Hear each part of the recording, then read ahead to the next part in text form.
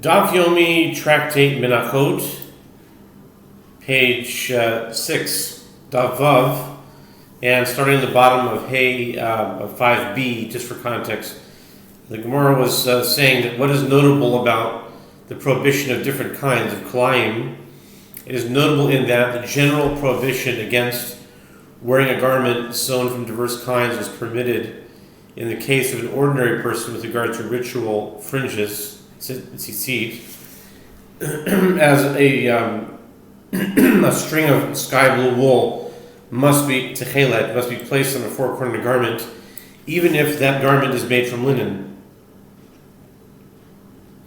The Gemara asks, is that to say that ritual fringes are considered a requirement of an ordinary person whose performance was exempted from the general prohibition concerning diverse kinds with regard to one's private needs? Placing ritual fringes on a garment is a mitzvah. Rather, the claim of Rav Ada bar Abba can be refuted like this. And now, this brings us to our daily daf here on Menachot Vav, top of the page, with the words Ma lechalayim. Ma lechalayim shemitzvato bekach. What is notable about diverse kinds? It is notable in that its mitzvah is in this manner, since the belt of the priestly vestments must be sewn from different kinds, kalayim. By contrast, there is no mitzvah to sacrifice specifically a treifa. Rav Shisha b'rei Rav Yama mishum nigalamimar lehadar dinavitizin b'matzad ma l'maleka sheken kedushata usarta chela b'dan yochichu. Rav Shisha, the son of Ravidi, said the halacha, the treifa is unfit for sacrifice, must be derived from the verse, because it can be said, let this claim be derived by analogy from the common element of two sources as follows. With regard to the question of the Braita, what is notable about pinching? It is notable in that its sanctity prohibits it. One can respond, fat and blood prove that this consideration is not enough to reject the kal v'chomer inference, as these are prohibited before they are sanctified and are nevertheless permitted for the Most High.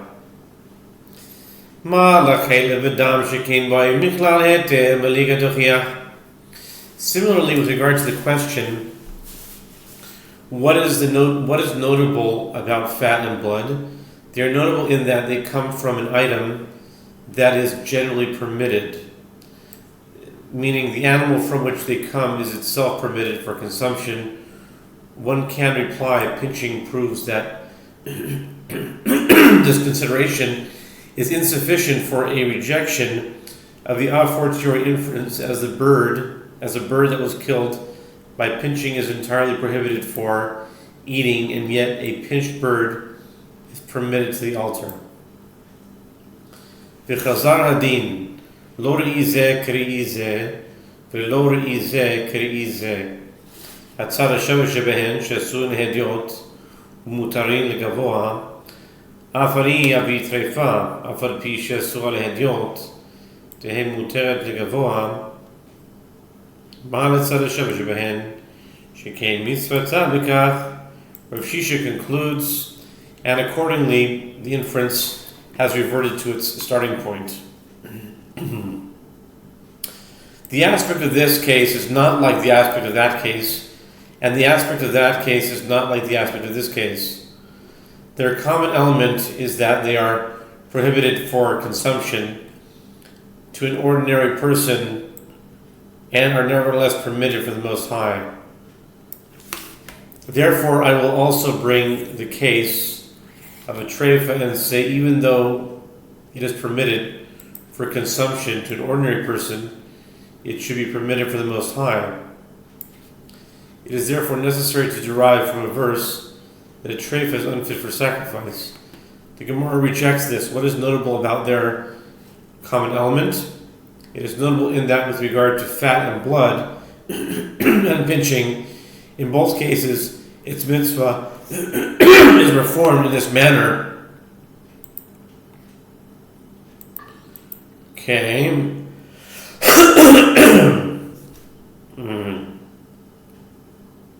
Where were we? It is therefore necessary to derive from the verse that a treifa is unfit for sacrifice. The Gemara rejects this. What is notable about their common element? It is notable in that, with regard to fat and blood and pinching, in both cases it is a mitzvah. Its mitzvah is performed in this manner. Ela Amar Ravashi Mishum Diklameimar Mikara Dedina Pircham Mihacha Kamais Metayis La Mibamu. Rather, Ravashi said it is necessary to derive the halakha of the treifa from a verse because no one can say that the refutation of a fortiori inference is present from the outset. Ravashi elaborates, from where do you wish to derive the halakha that a treifa is unfit for sacrifice? You wish to derive it from a kal v'chomer, from the case of a blemished animal, as a blemished animal is permitted for consumption and prohibited for sacrifice. This is problematic.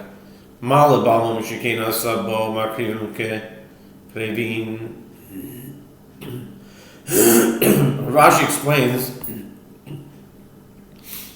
what is notable about a blemished animal? It is notable in that, with regard to blemishes, the Torah rendered those who sacrifice like that which is sacrificed, meaning a blemished priest may not sacrifice an offering, just as a blemished animal is unfit for sacrifice. See Leviticus chapter 22. This cannot be said with regard to a treifa, as a priest with a wound that will cause him to die within 12 months may perform the temple service. It is therefore necessary to derive from the verse the fact that a treifa is unfit for sacrifice.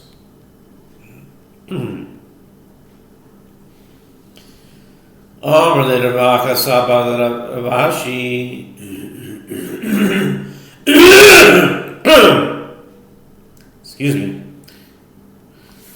Yotze dofen yochiach shelo asa bo makrivin kekrevin umutar lehedyot v'asr legvoha. Sidram Acha Saba to Ravashi, but an animal born by cesarean section proves that this kal v'chomer inference cannot be rejected based on that consideration, as with regard to it, the Torah did not render those who sacrifice like that which is sacrificed, since an animal born by cesarean section is unfit for sacrifice, whereas a priest born in such a manner may perform the temple service. And yet, an animal born by cesarean section is permitted for consumption to an ordinary person and prohibited for the Most High. If so, one cannot reject the a fortiori inference because, with regard to blemishes, the Torah rendered those who sacrifice like that which is sacrificed. Why then is the verse necessary in order to derive that a treifa is unfit?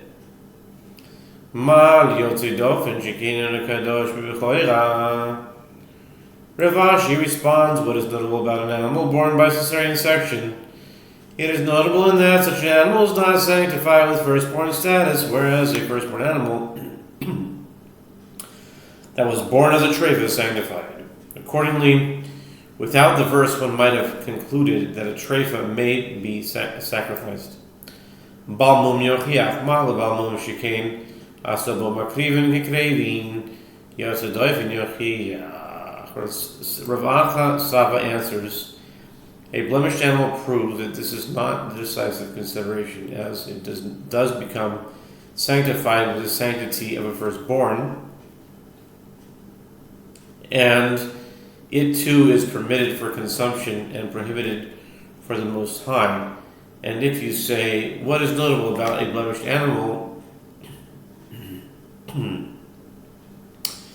It is notable in that, with regard to it, the Torah rendered those who sacrifice like that, which is sacrificed to one can respond. An animal born by cesarean section proves that this consideration is not decisive, as a priest born by cesarean section may perform the temple service.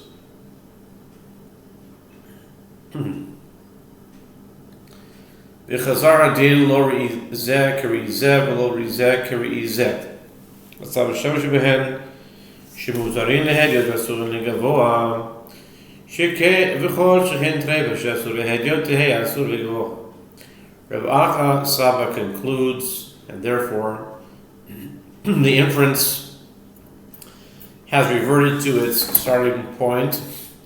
The aspect of this case is not like the aspect of that case, and the aspect of that case is not like the aspect of this case. Their common element is that they are permitted for consumption to an ordinary person and prohibited for the Most High. And all the more so, a treifa, which is prohibited to an ordinary person, should be prohibited for the Most High. If so, the derivation from a verse is unnecessary. Ma shekain lo hutru michlalan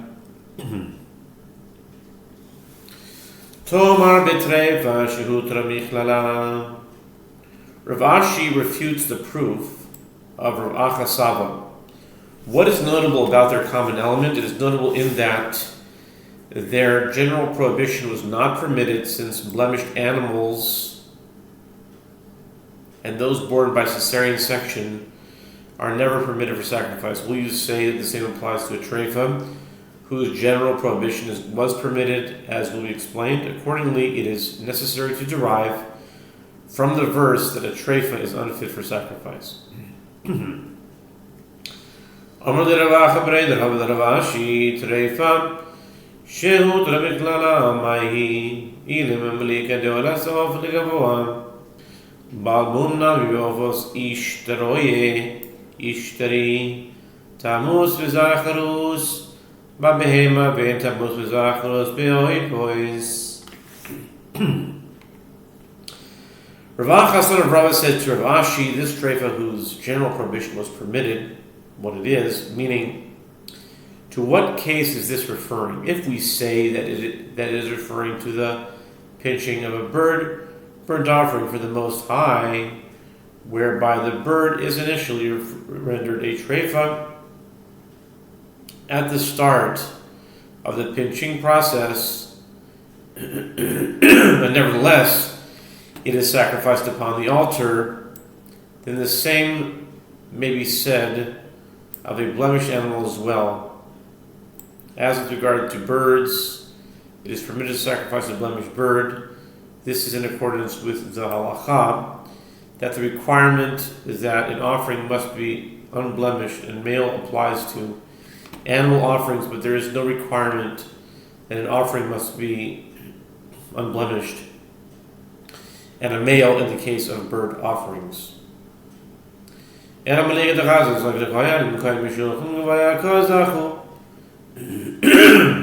Rather, this is permitting the general prohibition found in the context of a treifa is referring to the halacha that the pinching of a bird sin offering renders it permitted to the priests for consumption, despite the fact that it was not slaughtered by cutting its neck with a knife. This claim can be refuted, as well as the priests receive their portion from the table of the Most High, meaning that they may partake of the sin offering only because it was permitted for sacrifice upon the altar. Accordingly, there is no difference between a treifa due to pinching and a blemished bird, as both were released from their general prohibition in this regard. Since both are permitted for sacrifice upon the altar, and both are therefore permitted for consumption by the priests, consequently, the aforetory inference remains valid, and the verse is unnecessary. Okay? Ve'ela parachachi ma l'tzara shavash ben shekain muman nikar tomar betrefa shekain in muman nikar mishum hachi tzricha. rather refute the aforetory inference like this. What is notable about their common element is notable in that with regard to both a blemished animal and one born by a cesarean section, their blemish is noticeable, as a blemished animal is visibly blemished, and it is well known when an animal is born by cesarean section. Will you say that they can serve as a source of the halacha of a treifa whose blemish is not necessarily noticeable? Due to that reason, the verse of the herd, Leviticus 1:3, was necessary to teach that a treifa is unfit for sacrifice.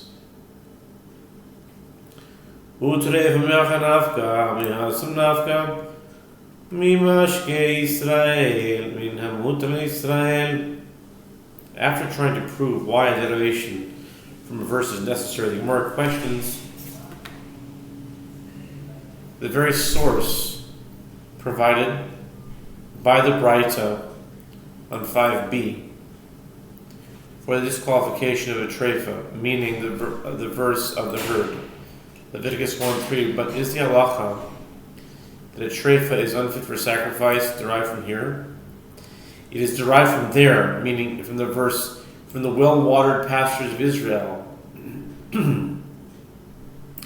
Ezekiel 45:15, from which it is derived that an offering may be brought only from that which is permitted to the Jewish people.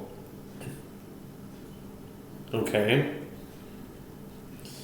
Mimashke Yisrael.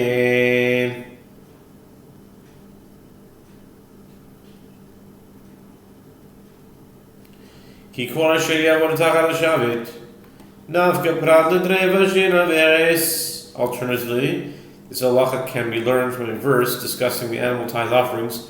Whatever passes under the rod, the 10th shall be holy for the Lord. Leviticus 27:32. This teaches that all animals may be sacrificed as the animal tithe, excluding a treifa, as it does not pass under the rod on account of its weakness. And the sages derive from the halacha that a treifa is unfit for any type of offering. Okay.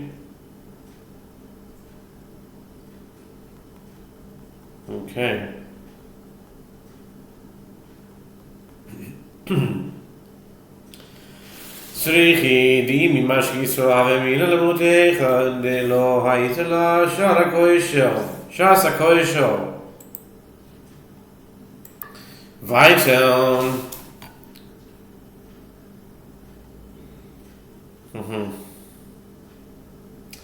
Okay, let's go back here. Srichi di mimash Yisrael avemina lemutecha de lo haitela shara koisho lamilo lemchalei kerem. The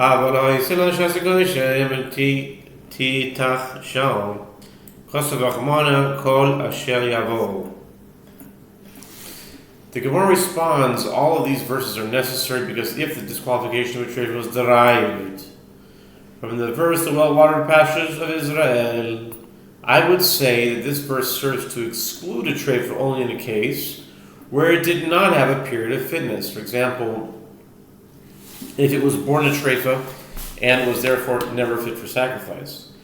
This is similar to the case of the fruit of a tree. During the first 3 years after its planting, and diverse kinds planted in a vineyard whose disqualification is derived from this verse, but with regard to a treifa that had a period of fitness, one might say that it should be fit. Therefore, the merciful one writes whatever passes under the rod to teach that all animals that do not pass under the rod are unfit for sacrifice, even if they were once fit. The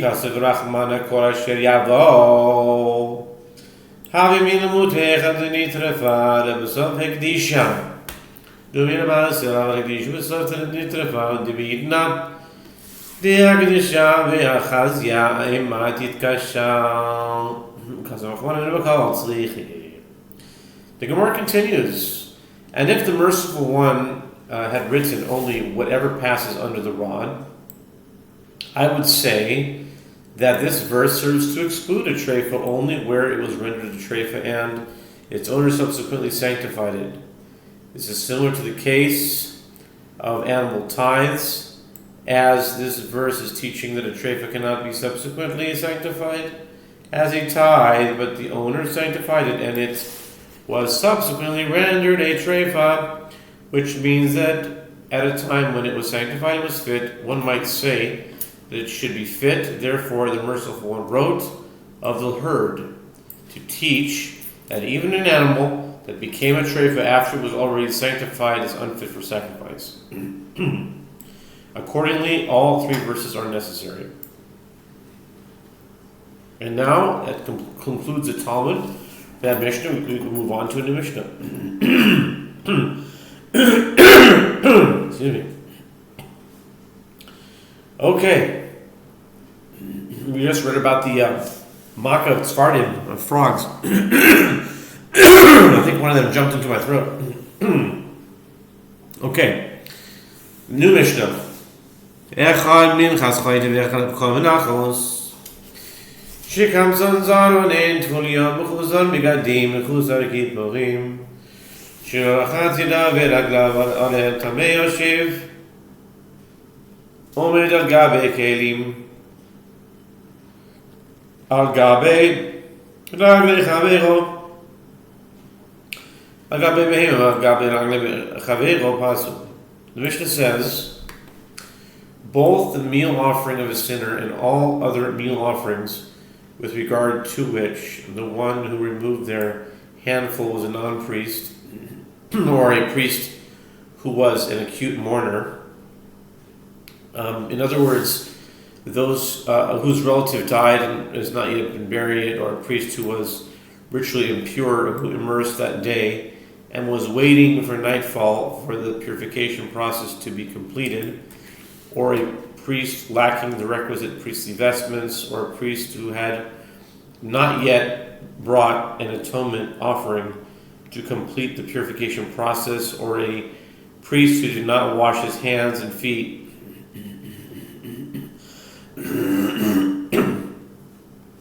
from the water in the basin prior to performing the temple service, or an uncircumcised priest, or a ritually impure priest, or a priest who removed the handful while sitting, or while standing not on the floor of the temple, but upon vessels, or upon an animal, or upon the feet of another person. In all these cases, the meal offerings are unfit for a sacrifice.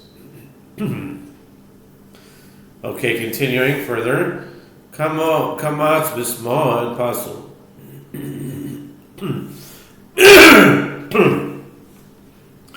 Ben Mateo Omer Yachzil v'yachzol v'yigmos b'yamin. If the priest removed the handful with his left hand, the meal offering is unfit. Ben Batera says he must return the handful to the vessel that contains the meal offering, and again remove the handful, this time with his right hand. Kamatz v'yadu O garger melach O koret shelevona pasul. Mipnei she'amra kamet hayater ve'achaser pasul ve'eze hayaser shekamatzo mivoretz ve'chaser shekamatzo she'etzbeotav.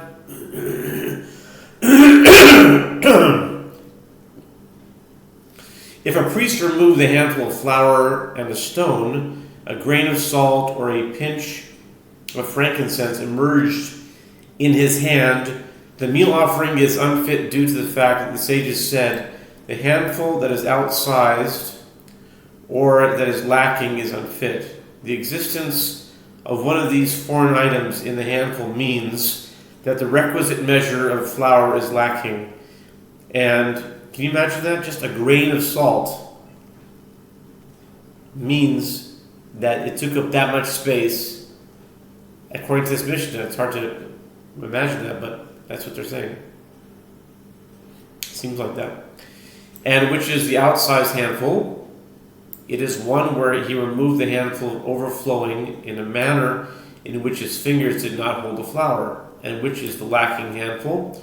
It is one where he removed the handful with the tips of his fingers. Okay?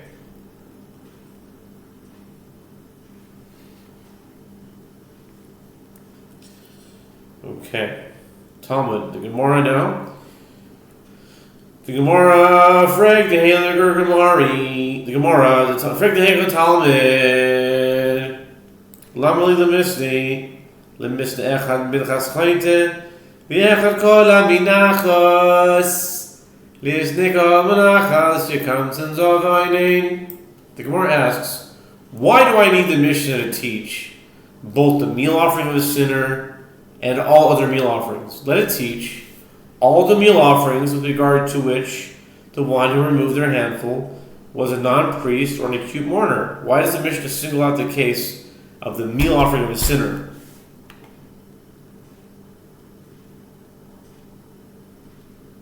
I'll just say all the menachos. So the Gemara responds, Rabbi Shimon Isri. It was necessary for the Mishnah to teach this halacha, to write it in this way, in accordance with the opinion of Rabbi Shimon. The Tanya Rabbi Shimon, Bedinu Shadei Minchas Choyte Tuhun Hashem Lavoino, Shelo Yechoyte Nisko, B'nei Ma She'enan Tuhuno, Shelo Yehe Korban Mehudao, Uvadinu Shadei Chatas Chelev Tuhuno Nosochim. Turning on now to Tuhuno Nesachim, turning to 6b. Shelo Yehe Choyte Nisko, Ub'nei Ma Enon Tuhuna, Shelo Yehe Korban Mehudao. So, B'nei Min HaHoyel, V'yom Rabbi Shimon, Shelo Yehe Korban Mehudao, Ki Kan Sila Pesuli Nami Titkashal Kamash Malan. The Gemara responds that it was necessary for the Mishnah to teach this halacha in the manner in accordance with the opinion of Rabbi Shimon. As it's time to write, that Rabbi Shimon says, by right, the meal offering of a sinner should require oil and frankincense like other meal offerings, so that the sinner will not profit. And for what reason does it not require oil and frankincense? So that his offering will not be of superior quality. And likewise, by right, the sin offering of forbidden fat, the offering brought by the one who unwittingly ate the forbidden fat of a domesticated animal, should require libations. Now we turn to 6b, so that the sinner will not profit. Why would the sinner be profiting? I guess it makes it more nice. They're benefiting from the beauty of it. They're not drinking the wine. Okay, they're calling it Chotei Niskar, right? Anyway, and for what reason does his offering not require libations? So that his offering will not be of superior quality. Accordingly, it might enter your mind to say that since Rabbi Shimon says, in order that his offering will not be of superior quality, when the handful is removed by one of those unfit for performing the temple service, the offering should also be valid, as it too is of inferior quality. Therefore, the Mishnah teaches us the halacha in a manner that emphasizes that even according to the opinion of Rabbi Shimon, the meal offering of a sinner is disqualified when the handful is removed by one who is unfit. Okay, we'll stop here and continue with the next Amud.